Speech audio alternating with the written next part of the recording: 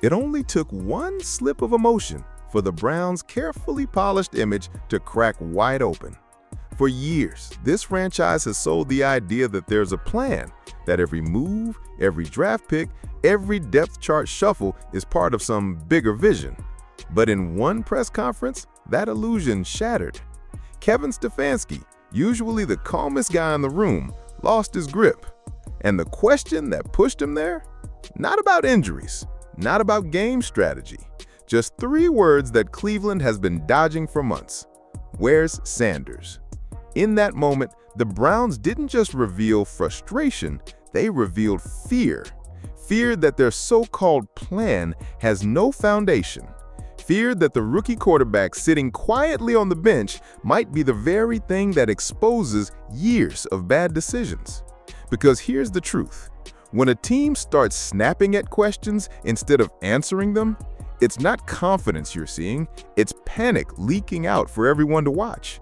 And now the league, the fans, and even the locker room are asking the same thing.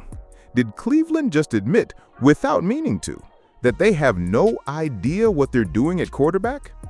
Press conferences in the NFL are usually background noise. Coaches deliver cliches, dodge tough questions, and keep their cool no matter how brutal the loss was. Kevin Stefanski has made a career out of that calm, robotic control. He's the type of coach who could watch his team collapse on Sunday and still step to the podium on Monday with the exact same measured tone. But this time was different. When a reporter asked why Shedeur Sanders still hadn't seen the field, Stefanski's entire demeanor cracked. His jaw tightened, his voice rose, and instead of brushing it off with the usual, "We believe in our guys," he snapped. That reaction might sound small, but in the NFL, body language speaks louder than words. The coach who never shows emotion suddenly looked cornered, defensive, almost angry. It wasn't the face of a man with a plan. It was the face of a man trying to protect something he doesn't want anyone to see. And here's the thing. One press conference doesn't sink a franchise. But when that moment lines up with what fans, players, and analysts have already been whispering for weeks, it becomes a spark that lights up every rumor about dysfunction, every doubt about the depth chart, and every suspicion that the Browns aren't just hiding Sanders, they're hiding the truth about what's really going on behind the scenes. Because if a single question about a rookie quarterback can shake the head coach this badly, what does that say about the stability of the entire organization? On paper, this should be simple. You draft a quarterback who looks sharper than your veterans, who's calm under pressure, and who can read a defense like he's been doing it for a decade, and you play him. That's football logic. That's common sense. But the Browns aren't dealing with logic. They're dealing with fear. This isn't about Shedeur Sanders not being ready. Everyone who's watched him knows he carries himself with the poise of a veteran. The fear comes from what it would mean if he is ready. Because the moment Sanders steps on that field and outperforms the guys in front of him, every mistake the front office has made in the past few years gets exposed in full view. Think about it. Millions of dollars sunk into quarterbacks who can't get it done. Years of sticking by players that fans have begged them to move on from. Entire strategies built on the idea that the plan is working. If Shedeur walks in and makes it look easy, that house of cards comes crashing down. That's the hidden fear eating away at Cleveland right now. It's not that Sanders might fail, it's that he might succeed so quickly that it proves the coaches and executives were wrong all along. And pride is a dangerous thing in the NFL. Teams will burn seasons, even entire careers, just to avoid admitting they made a mistake. So instead of embracing the future, the Browns are clinging to the past. They'd rather protect egos than unleash the most intriguing rookie in the league. But here's the problem. Fear doesn't stay hidden for long, and when the cracks start to show, everyone notices. The NFL is a small world. Players notice everything, especially when something doesn't add up. And it didn't take long for Shedeur Sanders' situation in Cleveland to become a talking point across the league. It started subtly. A post about Sanders went up online, just speculation from a fan account, and within minutes, one of the biggest stars in the game, Travis Kelce, quietly hit the like button. He didn't say a word, but in today's world, he didn't have to. One tap was enough to get fans buzzing. Was Kelce hinting at something? Then came Derek Carr, asked point-blank about Sanders during an interview. Instead of offering the safe, generic response you'd expect, "He's young, his time will come," Carr froze. He dodged. He shifted the conversation. That silence spoke louder than a headline ever could. And it didn't stop there. Other veterans began dropping little comments, half jokes in interviews, subtle nods on social media. The kind of remarks that don't make the front page, but spread like wildfire in locker rooms and group chats. Suddenly, the question wasn't just, why isn't Shedeur playing? It was, what's Cleveland trying to hide? That's the thing about the NFL. Once whispers escape the locker room, they grow into shouts. And once players around the league start hinting at dysfunction, you can bet the guys inside the Browns building are already saying it much louder. The NFL is watching, the fans are restless, and the pressure on Cleveland isn't just coming from reporters anymore. It's coming from their peers, their rivals, and even their own teammates. But here's where it gets even harder for the Browns to spin. While everyone else is raising questions, Shedeur himself is giving answers every time he steps on the practice field. To understand why this whole situation feels so explosive, you have to understand the type of player Shedeur Sanders is, because he's not your average rookie quarterback. Most first-year players step into the NFL wide-eyed, overwhelmed, and desperate just to survive. But Sanders? He walks into the building like he's been here before. That's not arrogance, that's preparation. Years under the spotlight, years of pressure games with his father, Dion, watching from the sideline, and years of carrying the weight of expectations most kids his age could never handle. On the field, his calm is what stands out the most. Defensive lines crash in, the pocket collapses, and where most rookies would panic, Sanders doesn't blink. He goes through reads, delivers the ball, and makes it look ordinary. That's rare.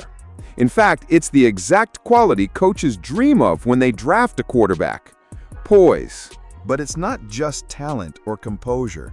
Ask anyone around him, and they'll tell you Sanders is a leader.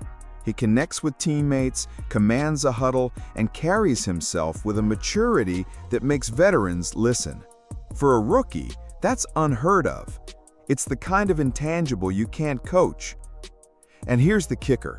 While fans only see glimpses from practice footage or preseason snaps, insiders have whispered that Sanders consistently looks sharper than the guys ahead of him. Quicker decisions, cleaner mechanics, a natural confidence that says, "I belong here." That's why this situation has become so combustible. It's not that Sanders might be good one day. It's that he's already showing flashes of being the best option right now. And the longer the Browns hold him back, the harder it is to explain to anyone, teammates, fans, or the rest of the league, why the future is still being forced to sit on the bench. And inside the building, that's where the real storm begins. From the outside, it's easy to say, just play the kid. But inside an NFL franchise, nothing is ever that simple. Behind the closed doors in Cleveland, it isn't just about X's and O's. It's about pride, politics, and survival. Whispers around the league suggest the Browns' front office and coaching staff aren't aligned on Sanders. Some see him as the obvious choice, the fresh start this team has needed for years. Others see him as a threat, not to the roster, but to reputations. Because starting Sanders means admitting that millions spent on veteran contracts were wasted, that draft picks were mishandled, and that the so-called plan never really existed in the first place. Reports claim that conversations in the building have grown tense. On one side, younger voices in the organization are pushing to embrace Sanders and move forward. On the other side, the old guard is digging in, clinging to depth charts and defending past decisions as if their careers depend on it. And maybe they do. In the NFL, jobs are fragile. A coordinator, a general manager, even a head coach knows one bad call can define their legacy. So instead of risking exposure, they bury it. They bench the rookie, deflect the questions, and double down on the very choices that got them into this mess. That's the irony here. Cleveland drafted Sanders to bring hope to the franchise. But instead of celebrating him, they're hiding him. Not because he isn't ready, but because the truth about how ready he is could unravel years of decisions in one Sunday afternoon. And that's why every press conference feels more heated. Every vague answer sounds shakier, because the Browns aren't just managing a roster, they're managing fear. But here's the catch. Fear can only hold out for so long. And with fans, media, and even players starting to circle, the Browns' internal battles are about to be forced out into the open. Time is the one thing Cleveland doesn't have. In the NFL, pressure builds fast, and when it doesn't let up. It starts with the fans. For years, Browns supporters have swallowed disappointment, bought into promises, and told themselves the future would finally be different. But patience runs out. Every time Sanders is left on the bench, boos get louder, social media turns nastier, and season ticket holders start asking why they should keep believing in a team that refuses to believe in its own future. Then comes the media. Local outlets, once careful not to stir controversy, are running headlines that read more like accusations. National analysts have jumped in too, blasting the Browns on primetime shows, questioning if the franchise even knows what it's doing. Suddenly, Cleveland isn't just a struggling team, it's a storyline, a talking point, a case study in dysfunction. And the locker room? That's where it gets dangerous. Players hear everything. They read the tweets, watch the segments, and feel the frustration building around them. If the outside world is demanding answers, you can bet the guys inside are already asking the same questions. When teammates start wondering why the best player isn't on the field, that's when trust erodes. And once trust is gone, a season collapses from the inside out. All of this is happening while Shedeur himself stays steady, waiting, preparing, doing exactly what he's supposed to. And that contrast only fuels the fire. The rookie looks ready, while the organization looks panicked. The Browns thought they could buy time, but every week Sanders sits, the clock ticks louder. And soon, it won't just be about when he plays, it'll be about whether the damage done in the meantime can even be repaired. If Cleveland keeps dragging this out, the fallout won't just be ugly, it could be irreversible. The first consequence is Shedeur himself. No matter how patient or professional he is right now, every player has a breaking point. When a young quarterback knows he's ready but keeps getting sidelined for politics, frustration builds. And in today's NFL, frustrated players don't stay quiet for long.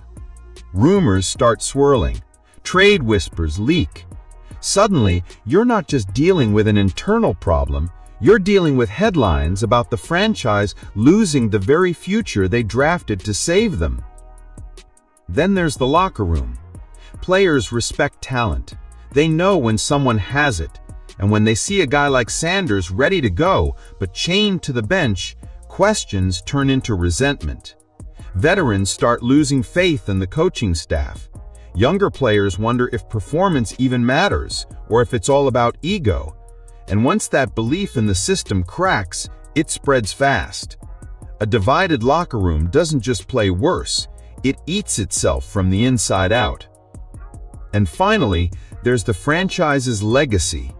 The Browns have been here before, the team that always seems one step away from turning the corner, only to trip over their own decisions.